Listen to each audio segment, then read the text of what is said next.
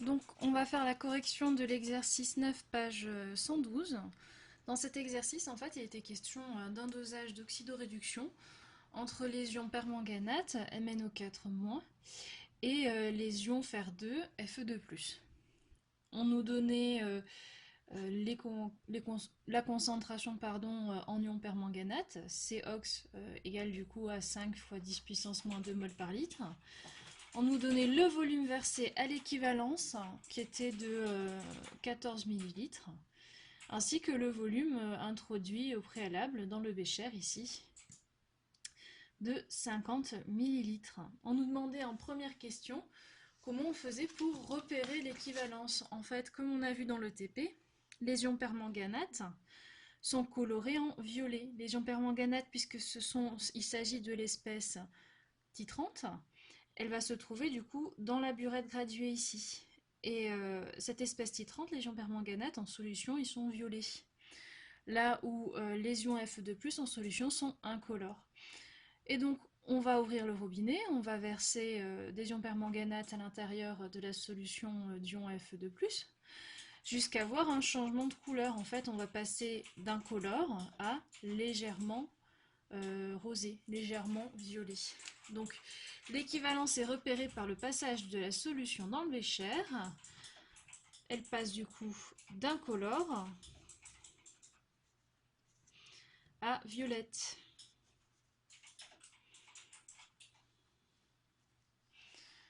En question 2, on nous demandait du coup d'établir l'équation de la réaction qui avait lieu. On nous donnait les deux demi-équations de réaction, celle-ci et celle-ci. Le truc, c'est que on nous les donnait, mais elles ne sont pas forcément déjà équilibrées. Donc il va falloir regarder un petit peu pour pouvoir équilibrer tout ça. Alors si on regarde en premier celle pour le fer, Fe2+, qui donne Fe3+, plus 1 électron. Celle-ci, si on regarde, elle est déjà équilibrée. On a bien un fer d'un côté, un fer de l'autre, ça va. Ensuite, de ce côté-là, en tout, on a 2 plus. Et ici, on a 3 plus 1 moins, ça fait bien 2 plus. Donc 2 plus de chaque côté. Celle-ci, elle est déjà équilibrée. Maintenant, on va regarder celle au-dessus. Si on regarde déjà celle au-dessus, on a bien un Mn de ce côté-là, un Mn de ce côté-là. Là, ça va. Ensuite, on a 4 oxygènes de ce côté, alors que de ce côté, on n'en a qu'un seul. On est obligé d'équilibrer. On est obligé du coup de rajouter 4 H2O. En rajoutant 4 H2O, je me retrouve avec de ce côté 4 fois 2, c'est-à-dire 8 hydrogènes. Alors qu'ici, pour l'instant, je n'en ai qu'un et il m'en faut 8. Donc il faut bien 8 H+. Maintenant, il va falloir équilibrer les charges. De ce côté-là, on a 2+, alors qu'ici, on a 8+, plus 1 moins, ça fait 7+, et il nous faut bien 5 électrons pour arriver à équilibrer notre demi-équation de réaction. Notre équation, pardon, de demi-réaction.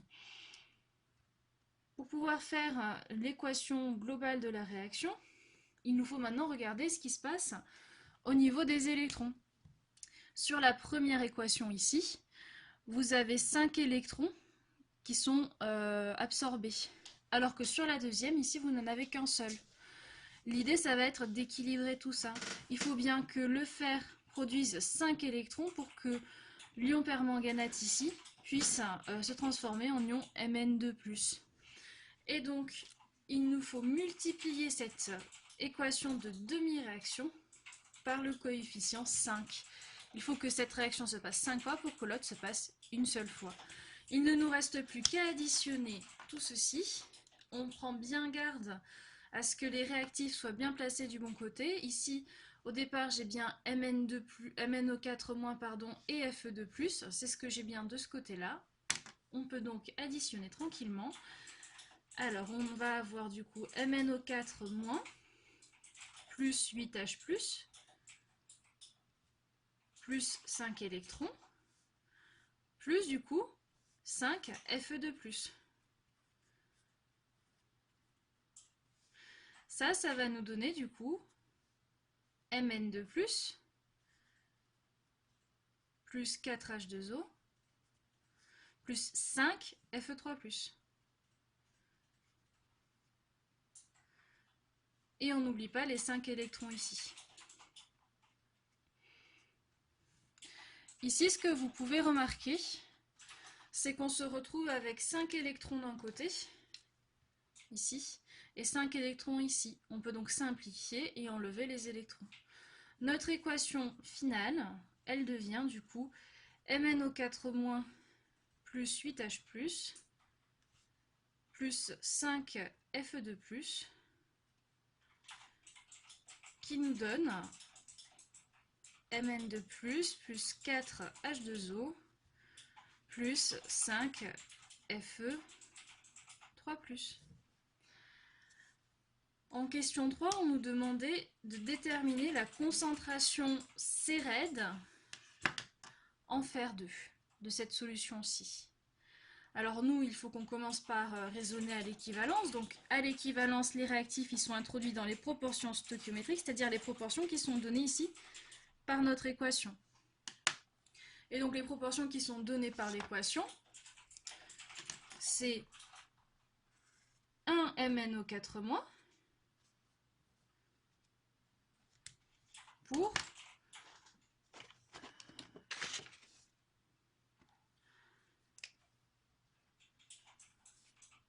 5 Fe2+. Donc on a donc la quantité de matière de MnO4- divisé par 1, qui est égal à la quantité de matière de Fe2+, divisé cette fois-ci par 5, à cause du 5 qu'on retrouve ici. Maintenant, nous, on sait que N, c'est égal à C fois V. Et donc, si N, c'est égal à C fois V, on peut écrire que N de MnO4- c'est égal à COX fois VOX, OX pour oxydant, hein. Du coup, divisé par 1, hein, on garde notre divisé par 1.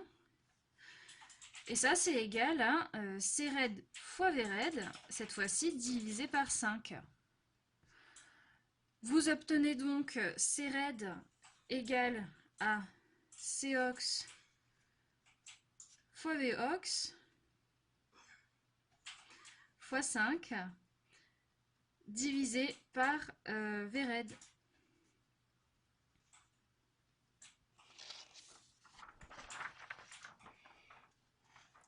Et donc si on remplace par les valeurs, ça nous donne du coup 5,0 fois 10-2 multiplié du coup par 14 qui est le volume à l'équivalence, multiplié par 5, le tout divisé par 50 millilitres. On avait bien 50 millilitres ici, 14 millilitres ici. On ne s'embête pas à faire de conversion puisqu'on a des millilitres divisés par des millilitres. Tout ça, ça va vous donner une concentration en Fe2+, de 7 fois 10-2 mol par litre.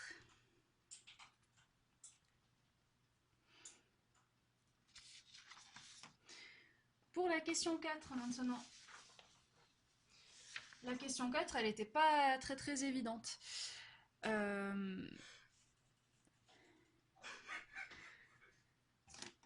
L'idée, c'est qu'on cherche la masse que l'agriculteur il doit prélever et, pour pouvoir préparer sa solution. Et alors, on cherche la masse en Fe, SO4, 7, H2O. On ne cherche pas juste la masse en Fe2+. Et ça a son importance, on y reviendra après. Nous, ce qu'on connaît, c'est la concentration en Fe2+, que doit avoir la solution à la fin, la concentration molaire, hein, ici, puisqu'on est en mol par litre. Et on connaît le volume de solution qu'on doit avoir à la fin. Première des choses à faire, c'est peut-être de chercher la quantité de matière qui correspond en fait à cette concentration-là et ce volume-là. Donc on cherche la quantité de matière en ion Fe2+, puisque Cred, c'est la concentration en Fe2+. Alors nous, on sait que C, c'est égal à N sur V. Donc N, ça va être égal à C fois V.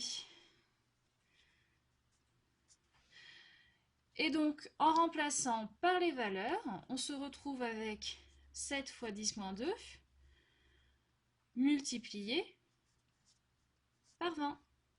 Ce qui nous donne 1,4 mol. On a donc la quantité de matière en Fe2+, qui vaut 1,4 mol.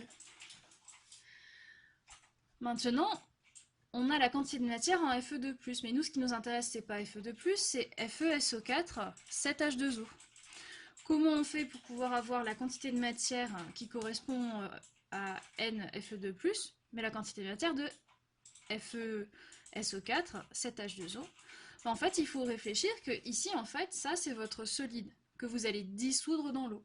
Et quand on dissout FeSO4 plus 7H2O dans de l'eau, ça vous donne du coup un Fe2+, plus un SO4 de moins, plus 7H2O. Et donc vous avez une mole de solide ici qui vous donnera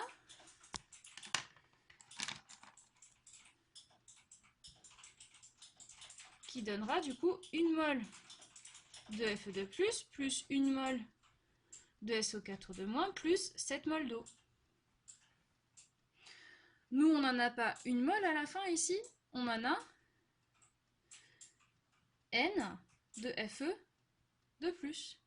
On se retrouve donc à dire que s'il faut une mole de solide pour donner une mole de Fe de plus, eh bien pour donner N de Fe de plus, il nous faut bien N de FeSO4, 7H2O. On a donc les deux quantités de matière qui sont égales.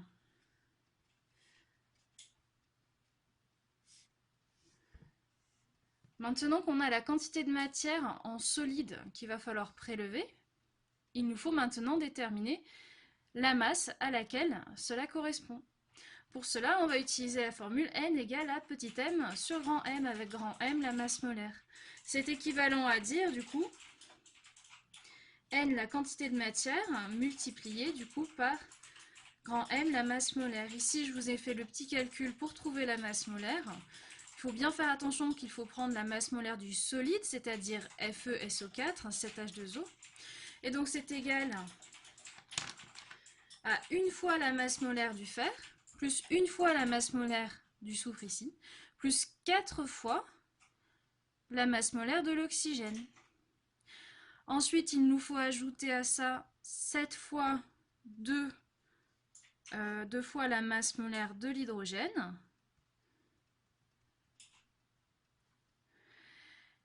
Et ensuite, du coup, 7 fois la masse molaire de l'oxygène. Le tout qui vous donne, à la fin, une masse molaire pour ce solide-là de 276,8 grammes par mol.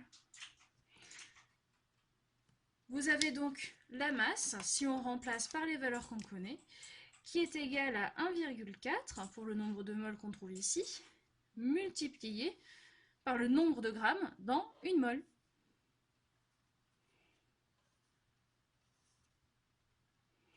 On obtient donc à la fin une masse de 387,5 grammes. Et voilà, c'est tout pour cet exercice-là.